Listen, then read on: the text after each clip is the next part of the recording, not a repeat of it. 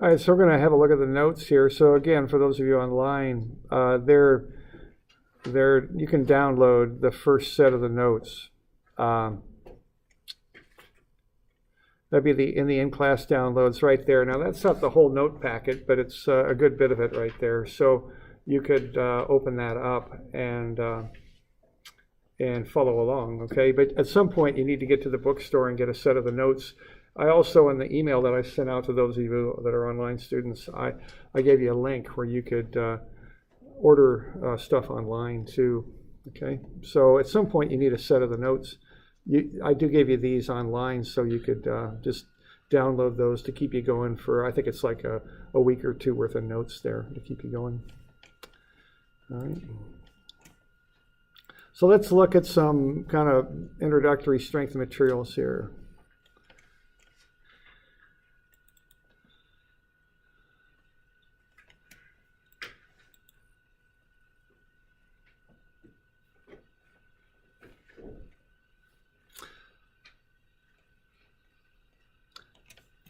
Yeah, a question there? Has the book changed since last year? Not significant, no.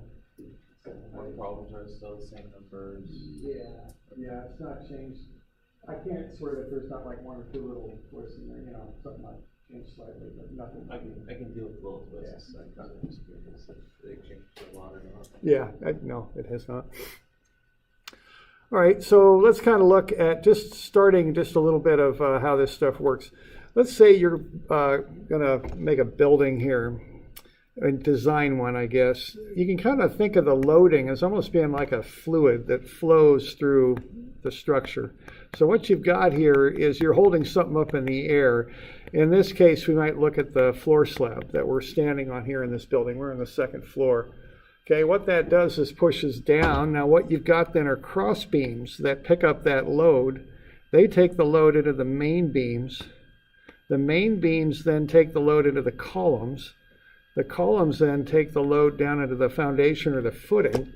And the footing spreads out that load out so it can be put on the soil, and the soil can absorb that load without crushing, so to speak, okay? So you can think of the load as kind of flowing through the building. That's how you can think about that. And also we just covered a little bit of vocabulary. This big flat concrete floor that we're on is referred to as a slab. You might see slabs like a driveway is like a slab. You know, a lot of floors, you know, there's a construction method called slab on grade where you pour a slab on the ground, okay?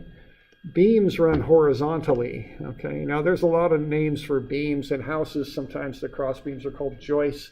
The main beams in a big steel building might be called girders, okay? But a beam runs horizontally. A column runs vertically, okay?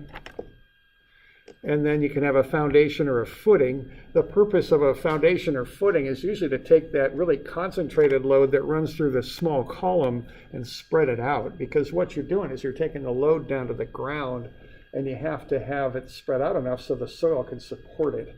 Okay, so the function of the footing or foundation is to spread that load out and on the soil. Okay, so that's kind of how that all fits together when we're looking at designing things. Okay. Now we're going to deal with different kinds of forces, and here we're getting into the notes, and there you see that that's page 110, so that's where I start. And again, I number them by tens is what I do.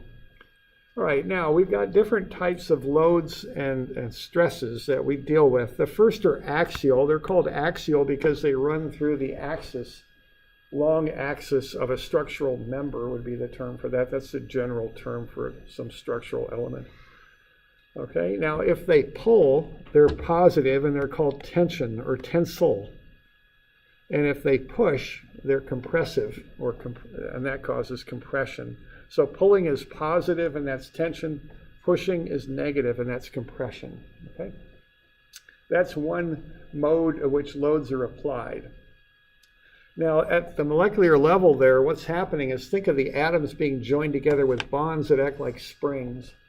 With this type of loading, you're stretching the springs and compressing them is what you're doing. Okay, that's how you want to think about that. Now the other loading mode is called shear. Now what shear is a sliding action. It's different. It's not like springs being stretched and compressed. It's like taking one plane of atoms and sliding it across the other, okay? So that's shear, all right? So that's a different loading type, okay? So there's shear. Okay, now the load is a force, often designated by the letter P for some reason. So if we take, now when we're dealing with a structural member of some type, we want to take the force that we apply and divide out the area that supports the force. And that gets us what we call stress, okay? So stress is the force divided by the area. If you've had physics and you've looked at pressure, it's the same idea, force over area. Pressure is usually for fluids. Stress is for a solid material, same thing, okay? Now we got different unit systems that we work in.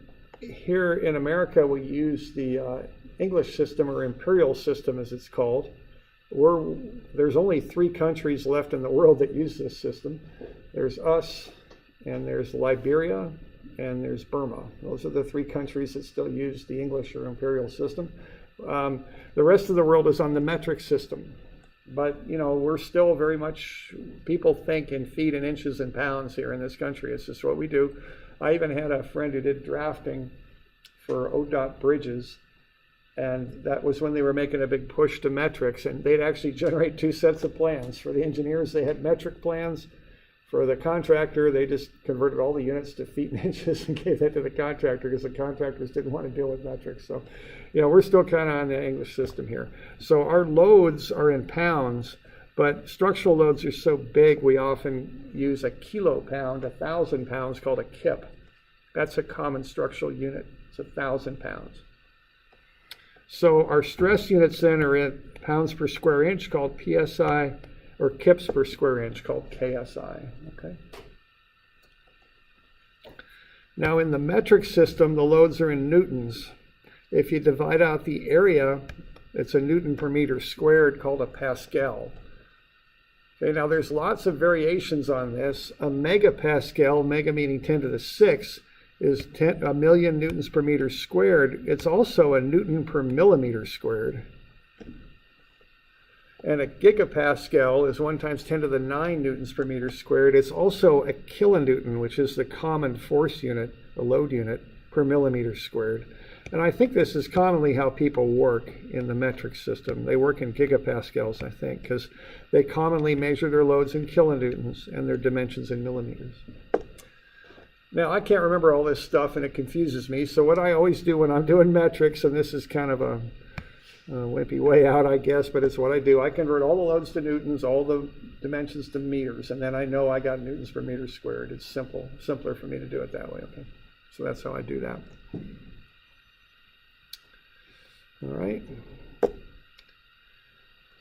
All right, so that's a little bit there on stresses. Now what strains are a deformation, okay? So deformation is designated by the Greek letter delta. Now, of course, we all use derivations of the same alphabet with a few exceptions, but if you write in phonetic typewriting, it's generally derives from the old Phoenician alphabet from many years ago, and that went to the Greeks, and the Greeks spread it all over the Mediterranean. Well, I guess the Phoenicians did too, but anyway, so that came to the Roman alphabet, and from that it got into English. So that's a delta there, which turned in, as you can see, into our letter D, right? Okay, and that's for deformation. It's also for delta. It's also for deflection, however you want to think about it. It's a change in length or change in shape of some type, divided by the original length. That's strain, and that's unitless, okay? So if you've got axial strain, what you're doing is stretching the object out, making it longer, or pushing the object in, making it shorter. So tension makes it longer, compression makes it shorter. For shear, what you get is kind of a sliding action where each plane slides slightly across the one before. So you end up with a shapes kind of like that. Okay, that's shear strain. So the delta for shear strain is right there. That's a pretty big delta, but there you go. And the length is going that way. Whereas here, the length, the original length is that, and then the delta is right there. Okay. So that's stress and strain, real basic definitions there. Okay.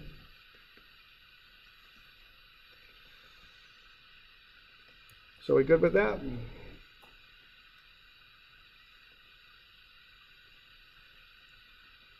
Okay.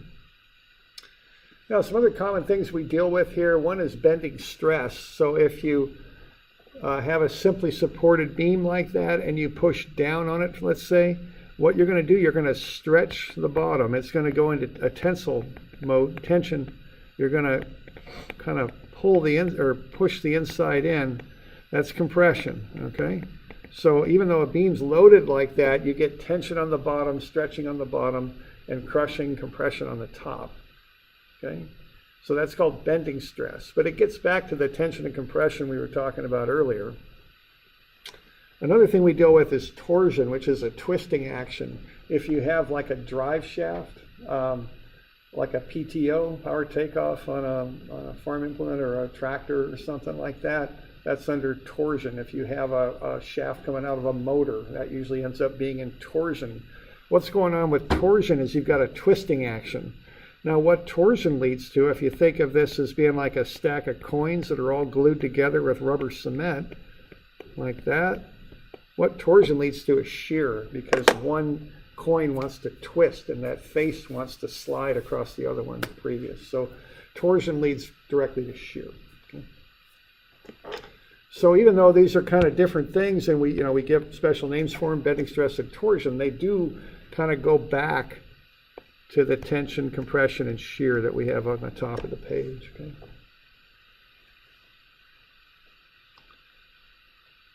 So we're doing all right with that? So, we want to get to this stuff and run the numbers and be able to do all the equations like engineers do, but we also want to have these pictures in your head. That sometimes just kind of knowing what's going on is just as important as running the numbers, especially, and again, when you're working. You want to know what you need to be concerned about when you design things. All right, here's just a few little pictures here. There's a tensile failure, okay? I think that's a tensile failure anyway. That's might be a little tricky there, but what's going on? That thing's just pulling apart. Nothing fancy going on there, okay? So that's tension. Okay? Now this, again, is pretty simple. That's getting crushed. That's compression, okay? So that's, whatever that thing's trying to support is too heavy, and it's just crushing those boards. That's really all that's going on there. I always kind of wondered why that came from NASA. I don't know. I hope they're not going that cheap on some of this stuff, but maybe they are. Okay. All right, so on this, again, you've got a beam that's simply supported and you load it up, you get usually tension on the bottom if it sags downward, compression on the top. Okay. All right, now here's a picture of that. These people here are running some tests on some laminated beams, and you'll start to see some pictures of what we're talking about here. Okay, see what they're doing. They've got a double jig. This is commonly used for these tests for beam strength, for bending in beams. This is commonly how that's done. You use a double jig so you don't get a real extreme bend in the beam. So you're just dealing with the straight up bending action. You don't have any real localized kind of really extreme bending that would kind of get you weird results. Okay, so we push down twice at kind of a good spread there to get a nice even spread on the beam. See what's going on there? How that's starting to fail at the bottom in tension. That's pulling apart. And then what's happening is that that's propagating its way up through the laminations.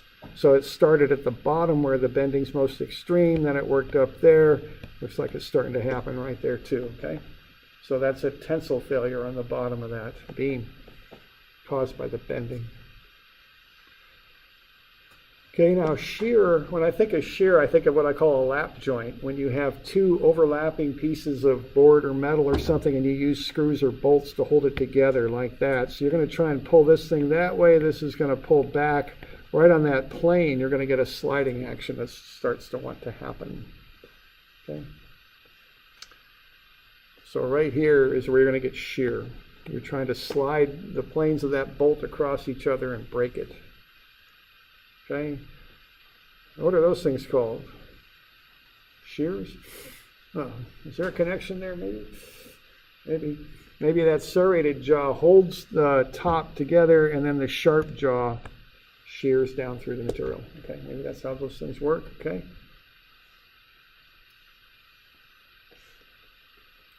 That's not good. Okay. Now what happened there? What do you suppose made that happen? That sure looks a lot like an earthquake, which is a shearing type action. Quite often you get those horizontal waves going through. Now, is that thing designed real well for this type of loading? Not at all. What's the problem here? The problem, number one, is that garage door is open. That was the shear wall, wasn't it? But it's up. So what you're doing, you're putting all that load over here, aren't you, on that little post there? And look at that big heavy top that's up in the air. That just wasn't made to do that, okay? So that's the reason for that failure, okay? And it also looks like a heck of an earthquake, that's for sure, okay? So when I think of shearing in nature, I think of earthquakes. I also think of landslides, kind of slab avalanches, that kind of thing. Okay, that's shear. Right. Now this is actually a shear failure here. When you bend a beam like that, if you think of taking like a pack of cards and bending it between your thumb and your finger, each card will slide across the one below it, won't it? See, that's what's happening right there. See how that failed right there? Even though that's a bending load applied, you also get shear stresses that build up in this thing. The laminations want to slide one across the other is what they want to do. Okay. And something like that, wouldn't that actually be kind of a good idea? You can control and sliding. Yeah, you want to there. Yeah, you know, you don't. Yeah, that's a failure mode there, which you wouldn't want to have happen. Yeah, absolutely. So I think I think that's some sort of glute or something like that, and they're just testing the strength of it. I think. I'm not sure though, but yeah, that thing. You can see the edge here. That used to be flat, but it's not anymore. You know, it's done that. All right. Oh, there's torsion driveshaft coming out of a motor. Turns this pump. If the load on as the load on the pump goes up, there's more and more torsion in the shaft, more of that twisting action. Okay, a little cleaner look there. There's a shaft coming out of the motor. As it picks up the load from the pump, it'll get torsion on it, a twisting action on the length of the shaft. Okay. All right. So that's just a little overview there, just some examples of what we're talking about. All right, so just gets us some frame of reference there. Now on page 120, now that's not in that stapled handout because it's just kind of a reference page, but it's in the packet.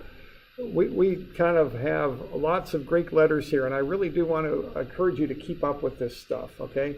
You know, just look it over every night or something so that you know what these things mean, because we use a lot of these things. And often we refer to just stuff by their letter. So there's a delta. That isn't the prettiest one I've ever drawn, but there's something like that. That means deformation or displacement. That's delta. That's sigma. That turned into our cursive S. I don't know if people even learn cursive anymore, but that's like a letter S. That's normal stress. Sigma. Epsilon is obviously like our letter E, right? Backwards 3 looking thing. That's strain, normal strain. Okay, there's tau, obviously like a T. That's shear stress. And gamma, I don't know, I guess that turned into our G somehow. I'm not quite sure how, but it did. That's shear strain. Okay, so we want to know those letters and we want to know what they refer to. Okay.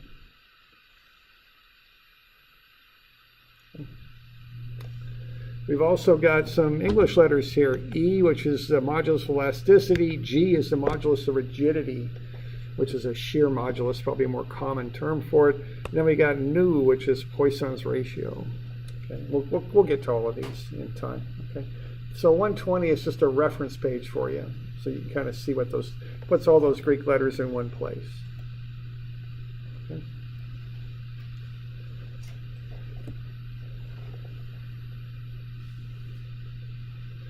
All right, so that's just a little bit of background on some of this. Why don't we just take a break here for, we'll pick it up at 5 till. I usually take a break in the middle of the class just for 5 minutes or so, just to, so why don't we do that?